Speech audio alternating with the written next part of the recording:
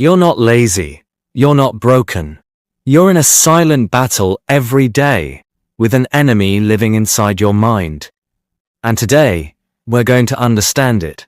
This is Fluent Fox, and I'm Nick.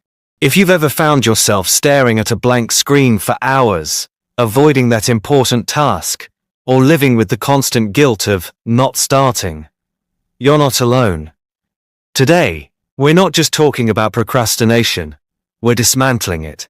To help us truly understand the complexities of procrastination, its roots, and what we can do about it, I'm thrilled to welcome a familiar voice, Dr. Thomas Reynolds, a behavioral psychologist who has spent over 20 years studying internal motivation, discipline, and mental resistance. He's here to guide us through the maze of procrastination. Thomas, welcome. Thank you for having me, Nick. It's a pleasure to be here, discussing such a universal human experience.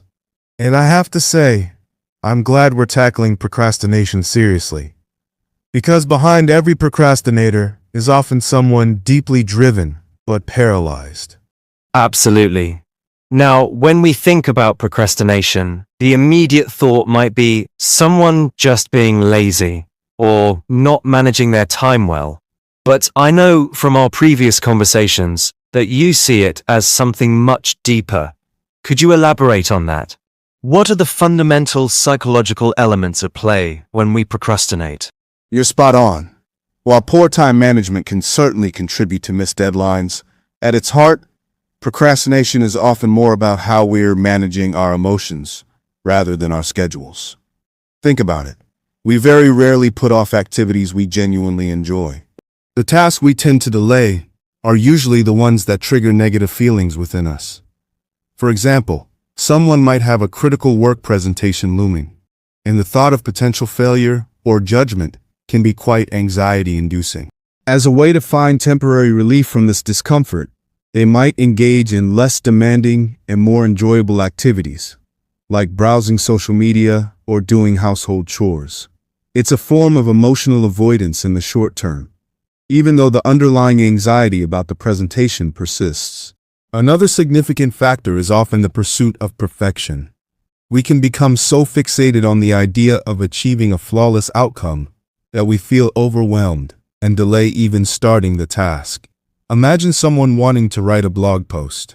They might get caught up in the vision of it being incredibly insightful and well received, and the fear that their initial attempts won't measure up to this ideal can prevent them from writing a single word. This desire for a perfect start can paradoxically lead to complete inaction.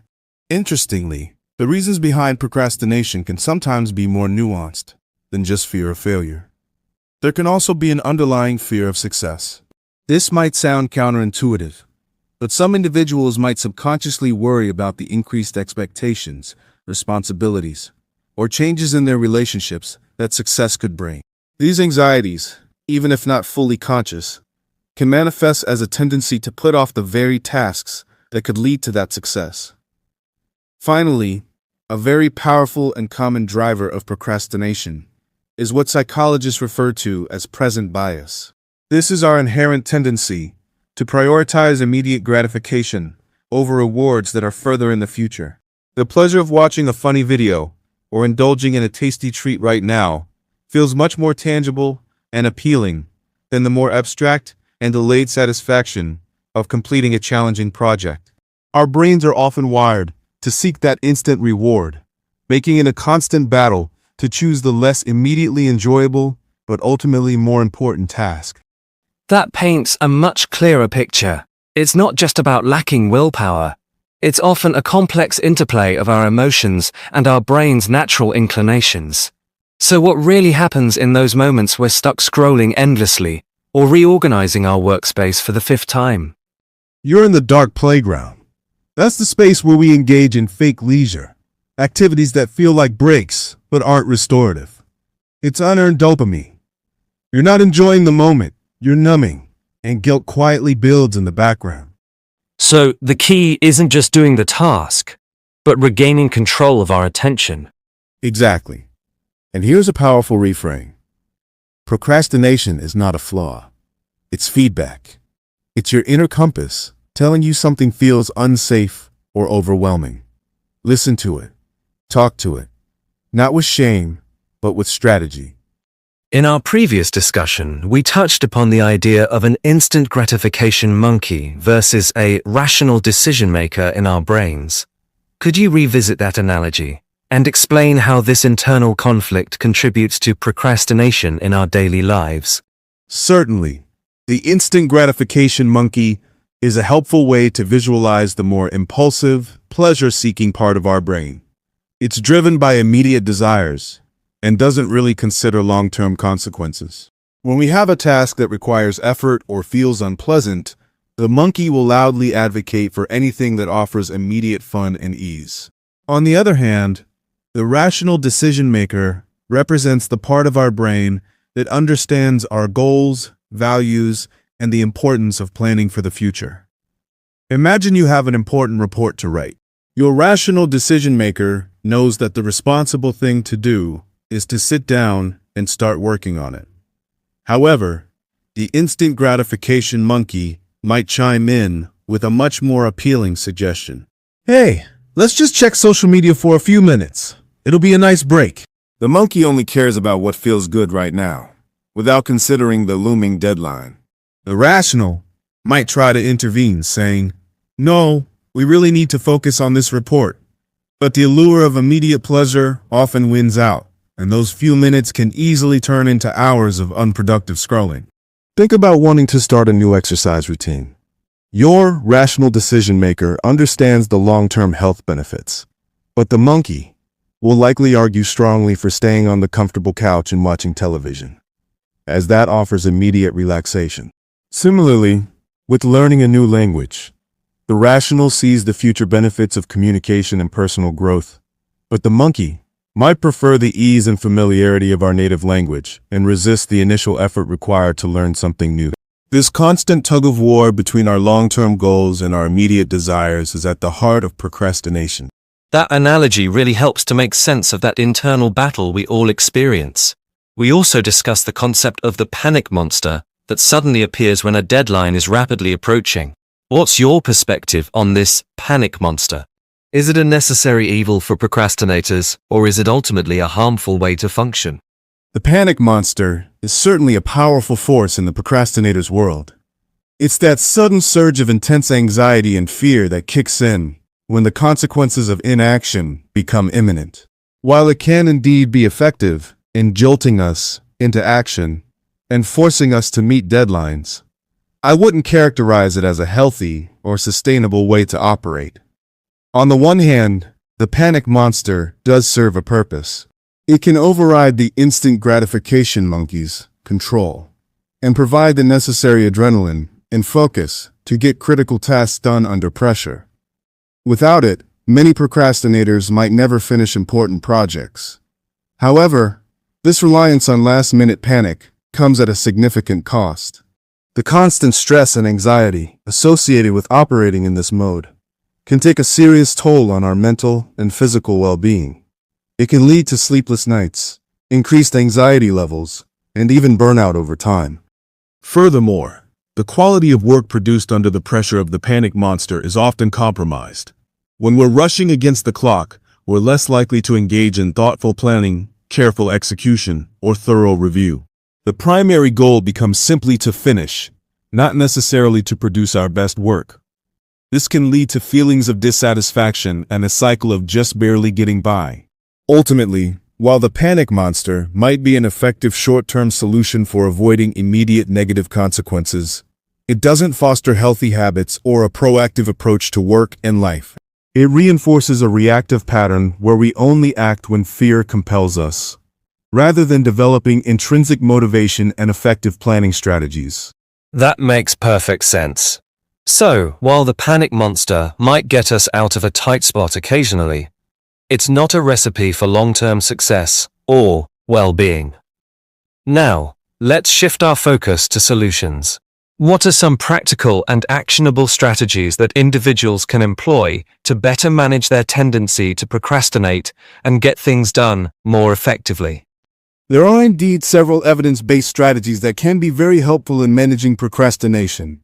It's important to remember that overcoming ingrained patterns takes time and consistent effort. But these techniques can provide a solid framework. One of the most effective techniques is to break down large tasks into smaller, more manageable steps.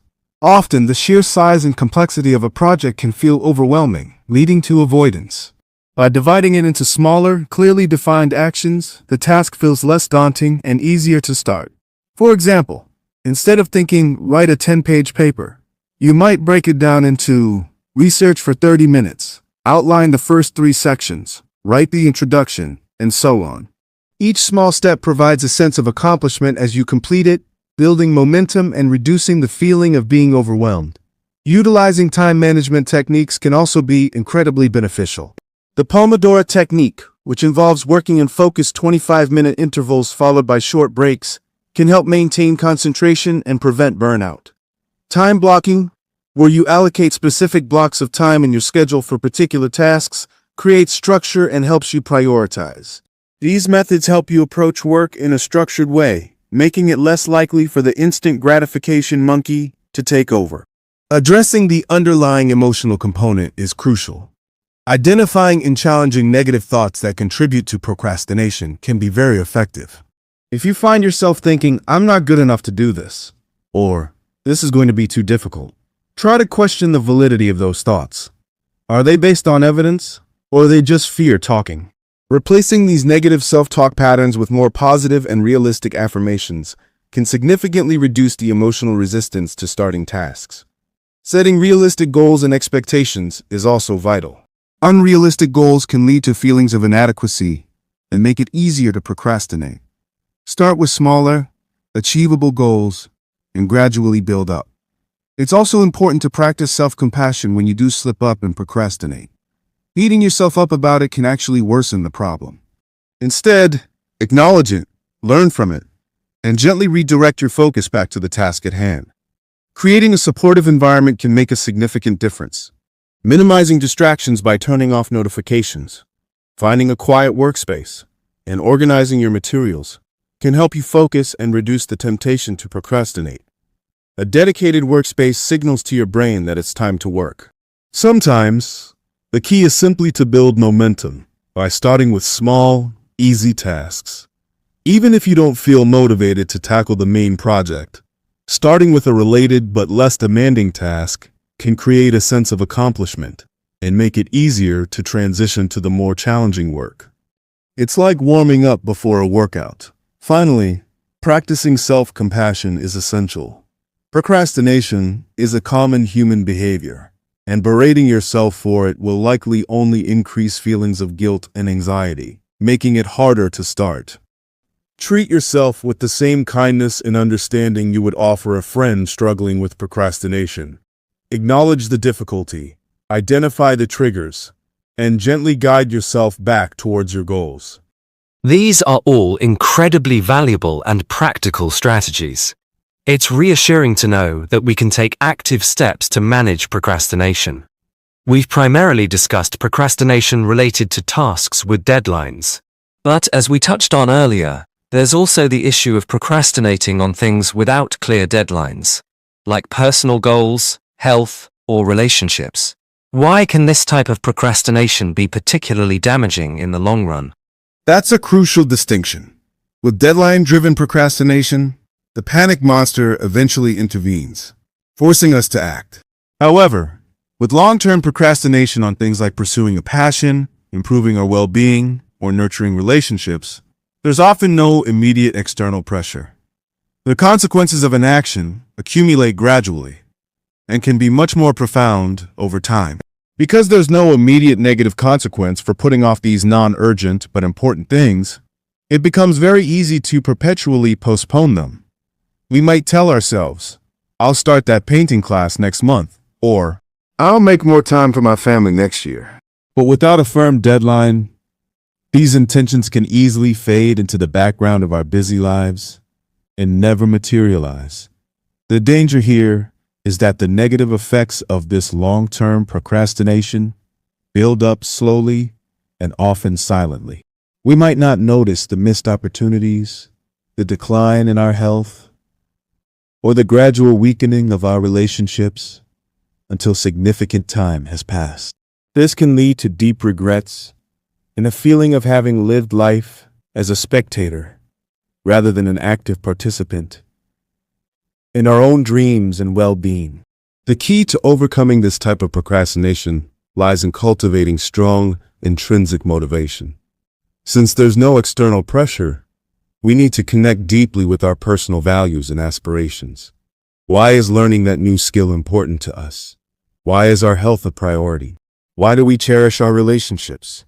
When we align our actions with our core values, the motivation to act comes from within, rather than from an external deadline. To combat long-term procrastination, it's also helpful to create our own structure and accountability. This might involve setting self-imposed deadlines for personal goals, tracking our progress on health-related activities, or scheduling regular time for connecting with loved ones. Making these intentions more concrete and measurable can provide the necessary push to overcome inertia. Ultimately, the first step in addressing long-term procrastination is often self-awareness. We need to recognize the areas in our lives where we consistently put things off without external pressure, and understand the underlying reasons for this avoidance. Once we bring these patterns to light, we can begin to implement strategies to align our actions with our long-term goals and values. That's a powerful reminder that procrastination isn't just about tasks at work or school. It can significantly impact the most meaningful aspects of our lives. For our listeners who are on their English learning journey, this has been a rich discussion with some potentially new vocabulary and complex ideas. Could you offer some specific advice on how engaging with content like this can contribute to their language development? Absolutely. Immersing yourself in discussions about more nuanced topics like procrastination offers several valuable benefits for English language learners. Firstly, it exposes you to a wider range of vocabulary beyond everyday conversational English.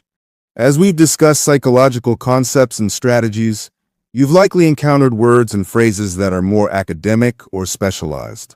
Paying attention to these new terms, noting them down, and looking up their definitions and usage in different contexts will significantly expand your vocabulary. Secondly, hearing these words and phrases used in a meaningful context is crucial for understanding their true meaning and how they are applied. Rather than just memorizing definitions in isolation, you're seeing how they function within a natural conversation, which aids in retention and comprehension.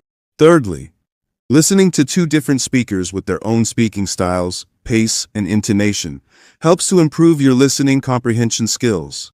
You're getting accustomed to different ways of expressing ideas in English, which is essential for understanding a variety of speakers in real-world situations. Following a thoughtful and structured discussion like this also helps you become more comfortable with complex sentence structures and how ideas are connected.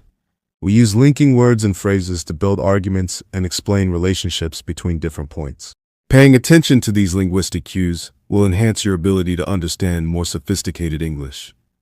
Finally, actively engaging with the content and trying to understand the underlying concepts helps to develop your critical listening skills. You're not just passively hearing words.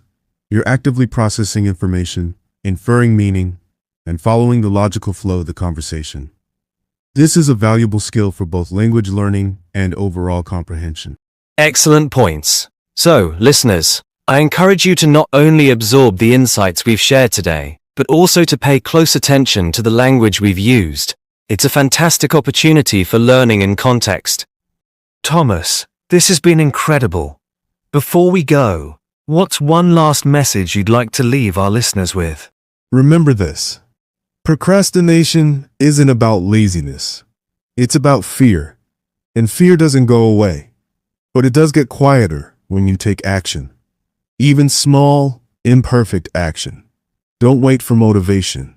Don't wait for the panic. Choose action.